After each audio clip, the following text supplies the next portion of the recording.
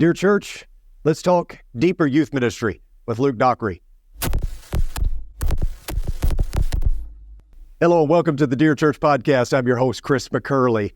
Joined by first-time guest, but somebody I've been wanting to have on for quite some time. Luke, we've kind of, been running in the same circles for a while, and I'd never really gotten a chance to meet you personally, but I love your writings that you post on social media. I've admired from afar, and I'm excited to finally get you on the podcast. So thanks for joining me. Thanks, Chris. I appreciate the opportunity to be on. Appreciate you and your ministry and the podcast that you do. And I'm just pleased to have the opportunity to get to meet you, if not in person, at least face-to-face through screens. Absolutely. And I appreciate the ministry that you're doing, which is what I want to talk about on the show today. But first, before we jump into that, I always like to hear what's going on in your life, talk a little bit about you, your family, the work, all of that. Yeah. So I'm a youth minister. I've been in youth ministry for almost 20 years. I currently live in Searcy, Arkansas, and we've been here since June of 2019. So I do youth ministry at the Cloverdale Church of Christ full-time. I also work very part-time as an adjunct professor of youth ministry at Harding University. I'm a Harding guy for undergrad. I got my MDiv at Harding School of Theology. Let's see, I'm married. My wife and I have been married for 17 years. We have 3 kids, 12, 7, and 2. And that keeps us very busy along with everything else we've got going on. Yeah, I bet it does. And I appreciate the association there with Harding. I was a non-traditional student there after I got out of coaching and went back. I was in Batesville, Arkansas as a youth minister. And my wife and I are from Paragould, Arkansas. So grew up in that area. Yeah. And so know that area very well. I had 2 kids that go there or that went there. And but I really want to have you on today because you've got a new book coming out that you co-authored with a friend, and it relates to this ministry that you do called Deeper Youth Ministry. So first, if you would, talk a little bit about, I'm going to let you take the angle. Do you need to talk a little bit about the framework first and then the book or vice versa? But I want to hear about all that you're doing with this Deeper Youth Ministry. Yeah, thanks. So I've been in youth ministry a long time. I was not actually a Bible major in undergrad. I kind of just found my way into youth ministry through summer youth ministry internships. And so what that meant, at least for me, is that I became aware pretty early on that I didn't know what I was doing.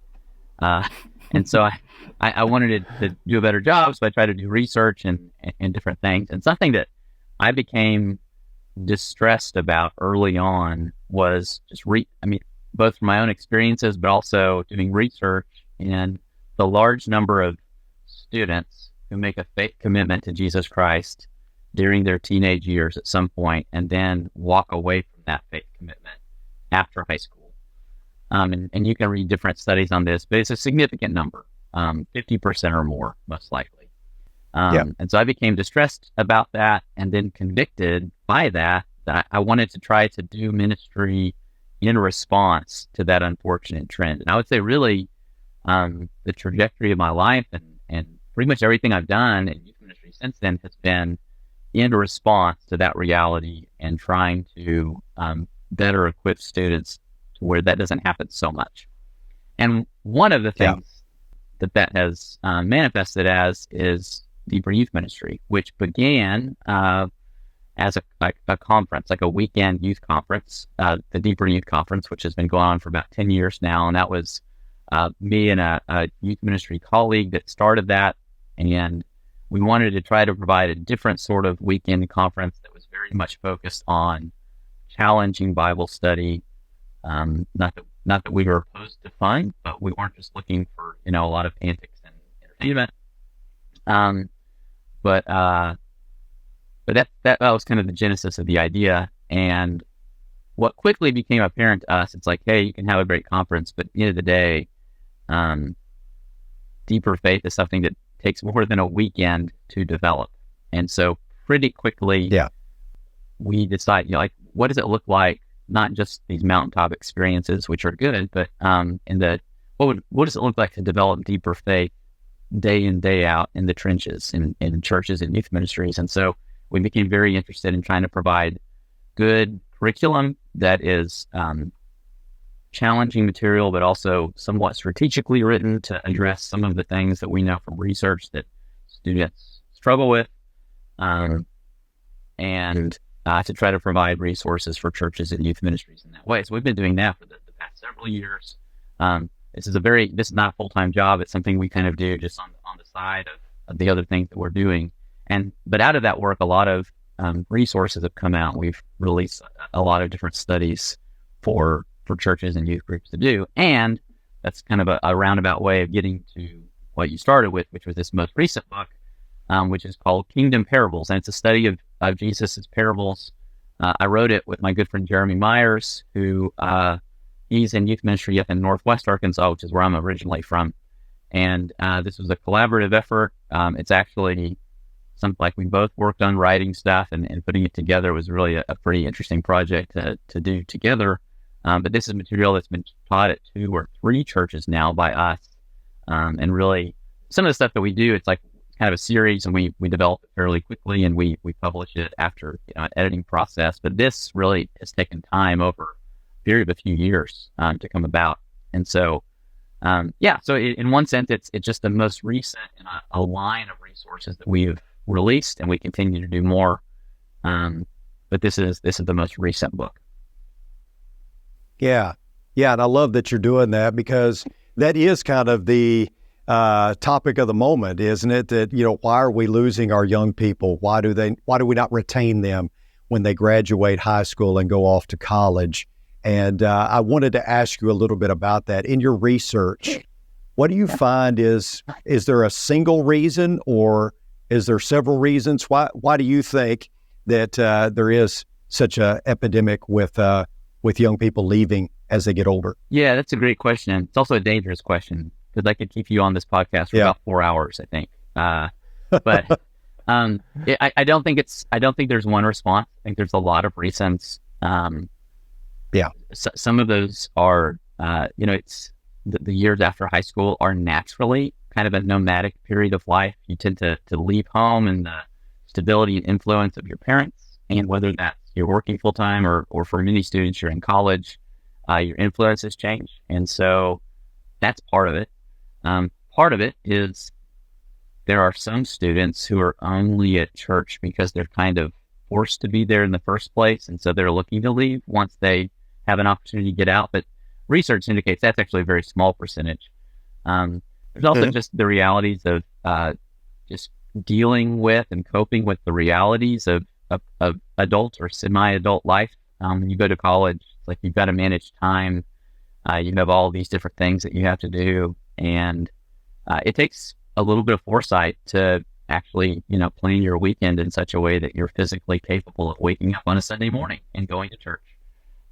There's the difficulty of finding a new church in the first place. That's something that a lot of us don't really know how to do, and especially if parents haven't helped their students do that in a new location, a new home. And it can be really difficult to do that.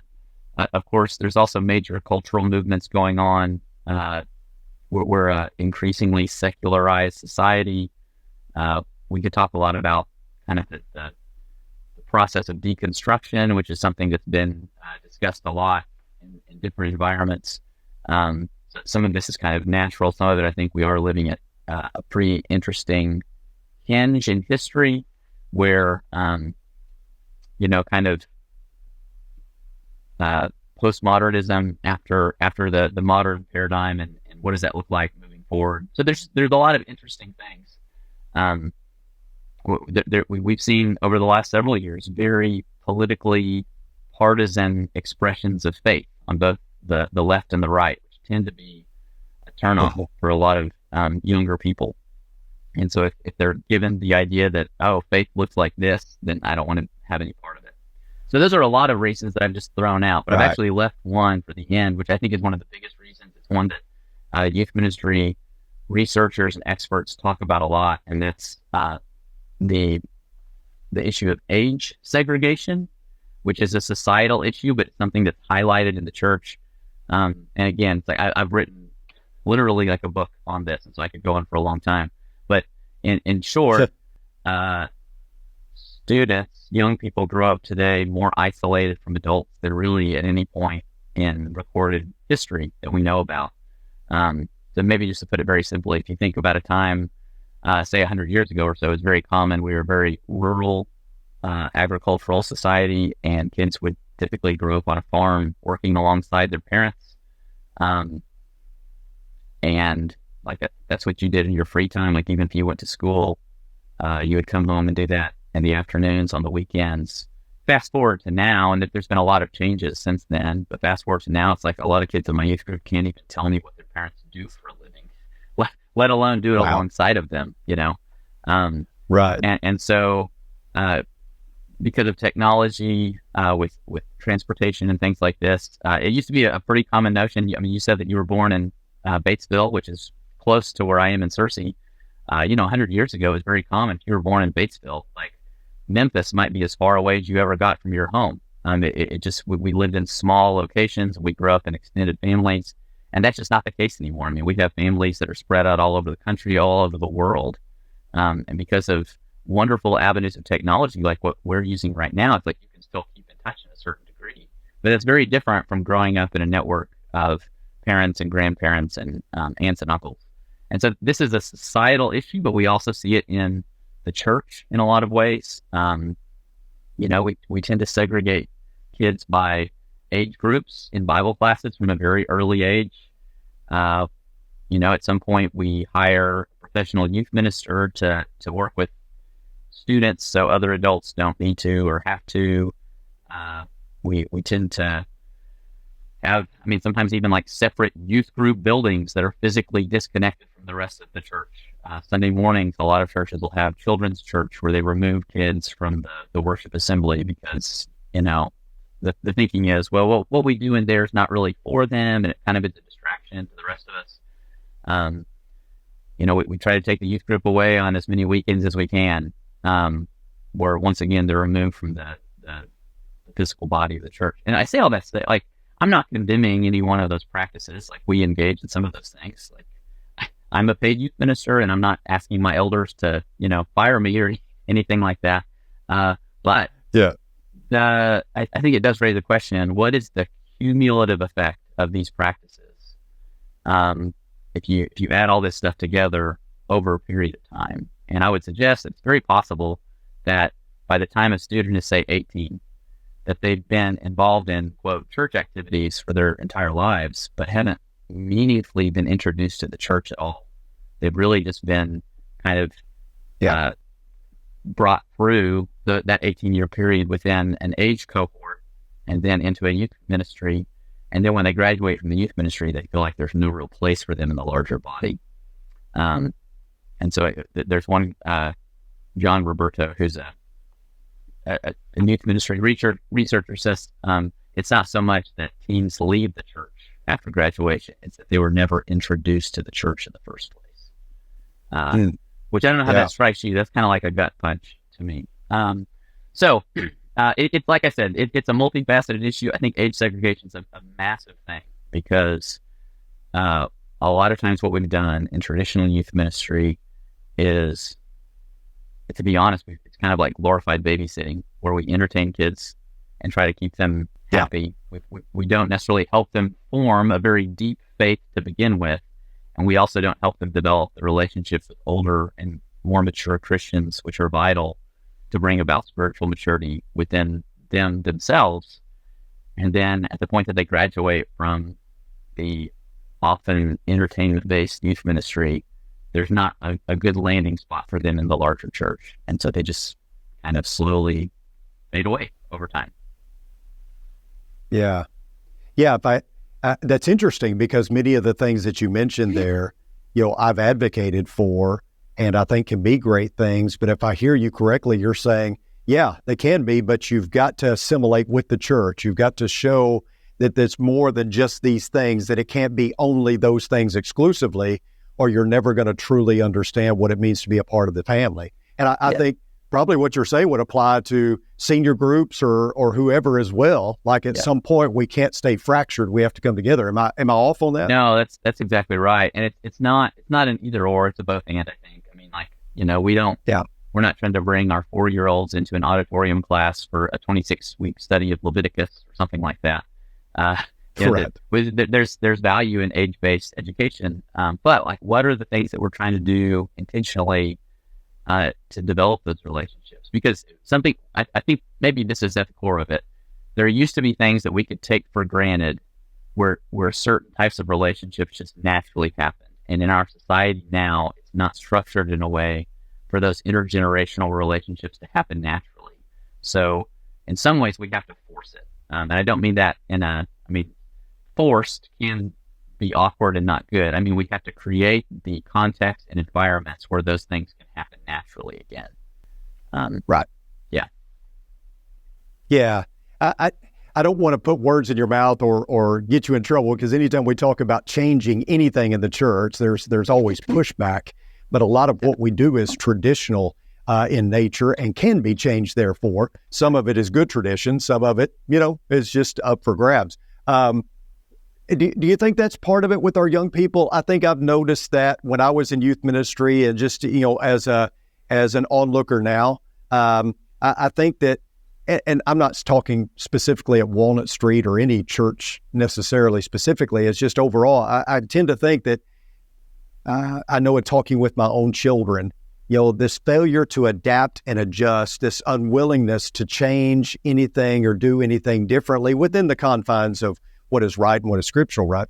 That leads to disenchantment as well. Have you found that?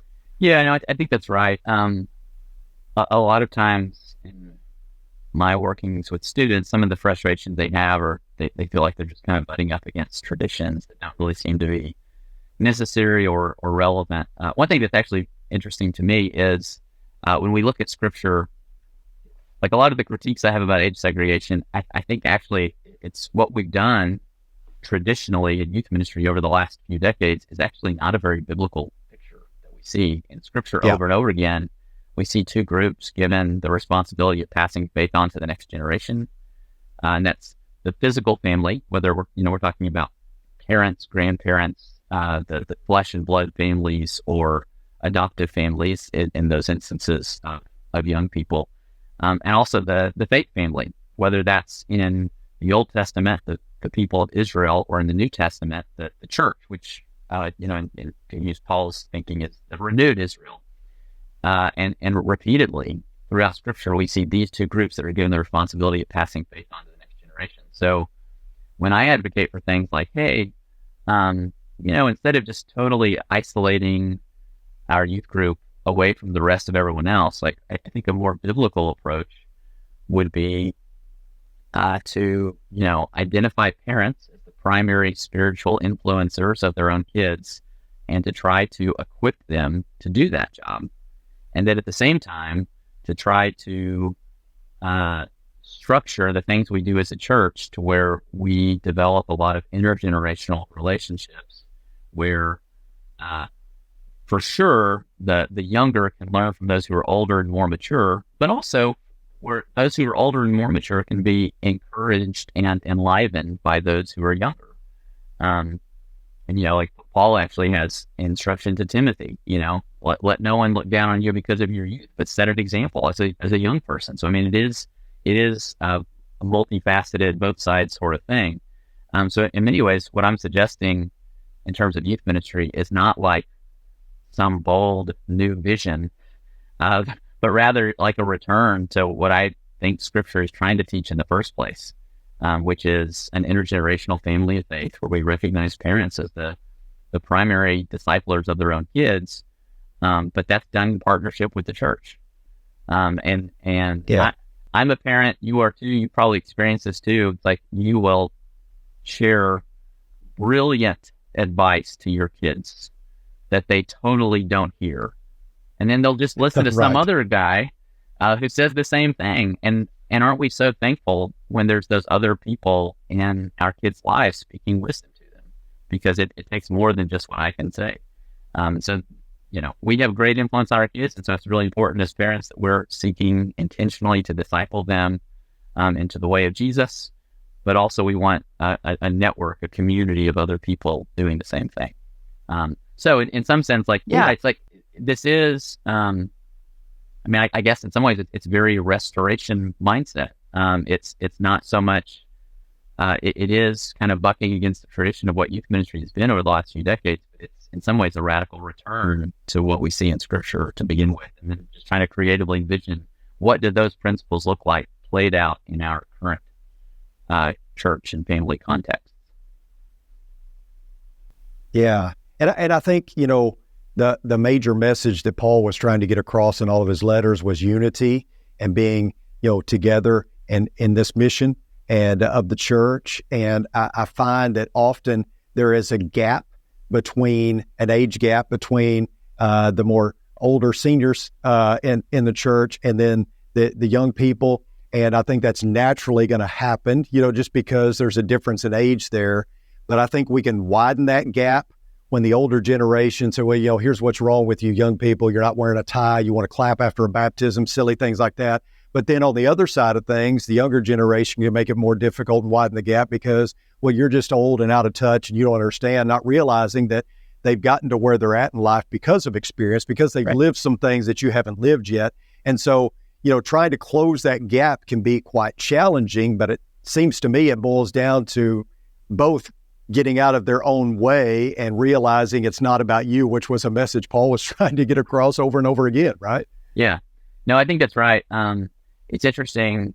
And I'm not super big into, generational studies, boomers, Gen X, millennials, Gen Z, all this stuff. But I do look at it and I think this stuff can be overdone. Really, we just kind of get generalizations, but generally it is true that there are some differences between your generations and that generations have different strengths and different kind of blind spots. And so I'm a millennial. I'm what they call a geriatric millennial, which I'm basically as old as I can be and still be in that generation. A church made exclusively of millennials, we'd be really good at some stuff. We'd also have some massive blind spots. But that's true of any other generation. But if we have a truly intergenerational church, it means that we can pool our collective strengths and we can also compensate for one another's blind spots, which is very similar when you think about it to the body language that Paul uses. Like, who wants a body full of eyes? That'd be super creepy and it'd be really good at one thing, but not a lot of other things. However, if we bring all the generations together, there's actually a ton that we can learn from each other and we can be much stronger than we are whether we're a church of just one or two generations, or a church where all those generations are kind of present, but they're not all appreciated, not all given a voice or a say. Yeah. So, Luke, tell us some things. We've talked about the problem, and I think I appreciate so much your insight on that. So now talk about what you have done. Obviously, Deeper Youth Ministry, you've done that, but what are some things that very practically churches can implement that maybe you've implemented to help, close the gap, but also to help retain our young people, or at least have a fighting chance, right? Yeah. So on one side, I would say maybe if we're talking about the physical family side, I don't think I'm not absolutely opposed to children's church. I'm not saying your church or any church is terrible for having it, but I would call for a very careful reevaluation of that practice. If it's being done, what are ways in which we can really minimize it? Like there maybe where these kids are in the worship assembly for as much as they possibly can be, and they're fully integrated in as early as they possibly can be. I'm trying to say this with sensitivity because I know it's a hot topic for some folks, but I personally I'm not a fan of the practice, and I do believe that more and more of the research points in this direction.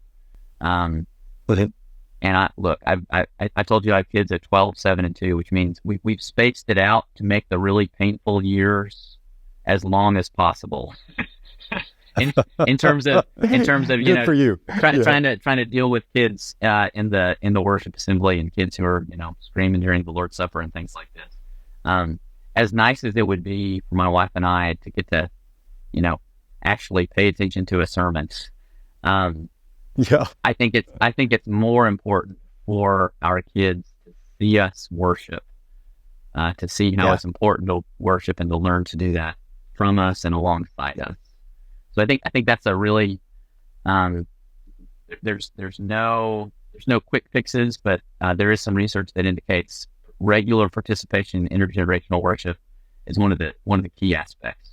And by the way, that also means that those of us who are in charge of kind of organizing our worship, we need to be really thoughtful about ways that we can better engage our kids. Whether that's a variety of songs that we sing, whether that's things like maybe a children's collection we do during the offering, whether that's as preachers, just trying to use a wide variety of illustrations and references to incorporate a lot of different folks. I know some preachers who, once a quarter will do like a children's sermon that's targeted towards younger people or whatever. I think there's a lot of things we can do, but we have to be willing.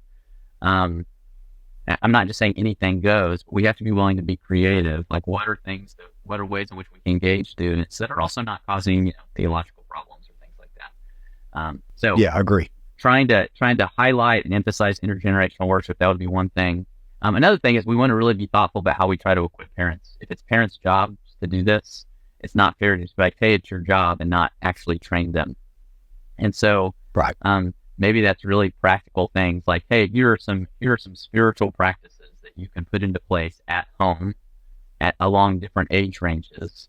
That would be really good, kind of spiritual rhythms for your kids. And we're kind of starting to work through some of that stuff at Cloverdale. Sometimes it's things like seminars.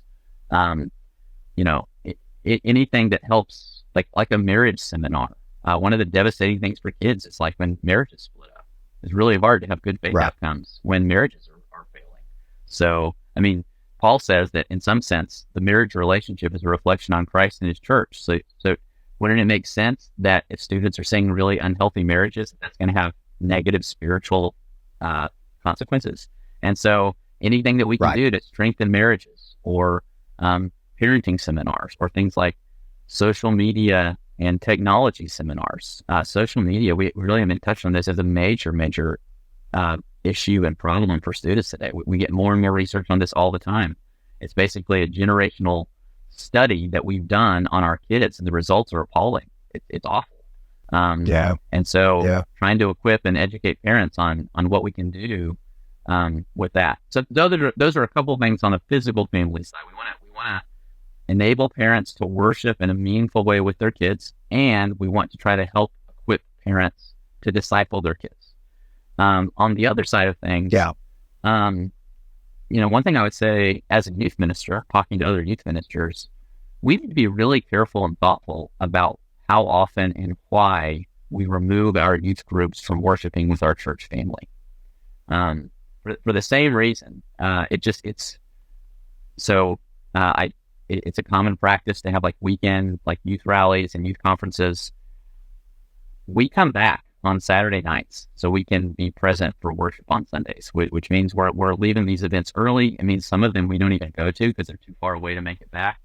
And that's students don't love that all the time, by the way. I just tell them like, hey, I care about your feelings, but I care more about your long-term faithfulness. And I want you to be present for worship with our church family as much as possible. For the same research, presence in intergenerational relationship with the church is super important, and I want to establish that as a regular rhythm. So we kind of looked at and examined and changed our practices as a youth ministry to enable us to be present as much as possible. I'm not saying we're never gone, but we're gone. I mean, I know some youth groups that are gone almost once a month, and we're gone from Sunday mornings like once or twice a year, and that's very intentional on our part. Another thing, and there's a million ways to do this, but we want to be very intentional about creating opportunity to establish as many mature Christian relationships as possible for our students. So we don't want to just pull our students away all the time and have me as like the spiritual guru who's the main spiritual influence in their lives. That's not what we want to do. I don't want the youth ministry to be centered on me. So we try to do this in different ways. But one of the big things that we do on Wednesday nights, we have cell groups, which is basically our whole youth groups all together. But then we split up into, we have a lesson all together. We split up into smaller groups, and those groups are led by mature adult Christians. And so they spend the bulk of that time talking about the lesson, but also just talking about life, praying together. Those groups meet together outside of Wednesday nights. Those cell group leaders will go to student events, their band concerts and football games and things like that. In some sense, it's like we're trying to have a youth ministry staff of 15 instead of one. Yeah. And I like that. And these people, the way we structure it, like I get a yearly commitment from cell group leaders, but most of them love it so much they just come back over and over again. And that's the goal. Is they kind of stay and age with their kids, and they get to know them over time. And so what that is, hopefully, is when students graduate from youth group, they already have several other connections besides the youth minister, besides their parents and maybe friends or parents of their friends. They also have these cell group leaders who have known them. And honestly, the cell group leaders get more face time and more interaction with students than I do. And over time, cell group leaders know a lot of stuff about my students that I don't know, which feels kind of disorienting, but it's much more how it should be, because I shouldn't be the one relational hub for all these kids. Because what happens if I move or get hit by a bus or, whatever? So we want to have a lot of different, if you think about like a web, we want to have as many different fibers connecting to our kids as possible. So that's one practice that's been really helpful for us, but there's a lot of different ways in which you can do this. I know of churches that have prayer partners who are assigned for certain students or other sorts of mentors, churches that do things like Lads to Leaders or LTC. I've known of churches who will have people who work with certain students throughout the year on their different events and things like that. I think there's a lot of ways to do it. I think we're really only limited by our lack of creativity sometimes, but the principle is we want to establish as many good, genuine relationships as possible. But one thing we do at our church, we also have on Sunday nights, we have small groups, which is for the whole church. And we try to have those be intergenerational. And so we have a small group that kind of meets at our house, and 3 or 4 of my teens, instead of having a youth group, small group, where it's just all the teens together, we don't do that. Our teens are spread throughout a bunch of different small groups. And so I have 3 or 4 different teens in our small group of about, it's not that small, it's like 40 people, but it, from like 2 to 65 in age. So there's all these different people, all these different ages, and you get to know all these different folks, and you get to open up and share about different things, and try to establish legitimate relationships in those contexts. So there's a lot of ways to do it, but the principle is still at the center, which is what are ways in which we can create space for these genuine, authentic relationships that are spiritual in nature, but they're intergenerational. It's very much older, mature Christians are trying to pour in and invest in those who are younger. Yeah, great idea. So, Luke, if someone is watching or listening to this podcast, they want to know about deeper youth ministry or resources, things like that, is there a place that they can go to find out more? Yeah, for sure. So the Deeper website is just deeperyouthministry.com. And if you go there, it has kind of all the stuff we're doing, including our conference, but also you can get on our resources page.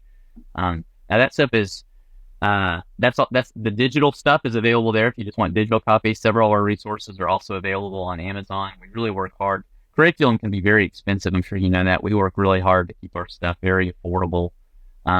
Most of our stuff, we were doing math recently, comes out to about $1 a lesson. So a lot of times you can get like a quarter worth series for $10 or so. And that's very intentional. We want it to be, I don't make any money off this. It's a gift to the church, where we're trying to make it accessible. And then all that money just goes back into the work that we're doing. I also have a personal website where I write on youth ministry and a lot of other stuff. There's free resources there, and just a lot of other things. And my website is www.lukedockery.com. Yeah, very good website. I highly recommend it. Your writings have been great. I know you share those on social media as well. And certainly appreciate that. And I want our listeners and viewers to know that if you have a specific question about today's episode, we can make sure that it gets forwarded to Luke, and I'm sure he'd be willing to answer that for you. You can just email me at chris.mccurley@rippleoflight.com. We'd love to hear from you. Luke, thanks so much for joining us. Appreciate your insights. Thanks so much for the work you're doing. Thanks, Chris. Really enjoyed getting to talk to you today. Appreciate you. Yeah, appreciate everyone for tuning in as well. And until next time, may the Lord bless you and keep you. Sincerely, Chris.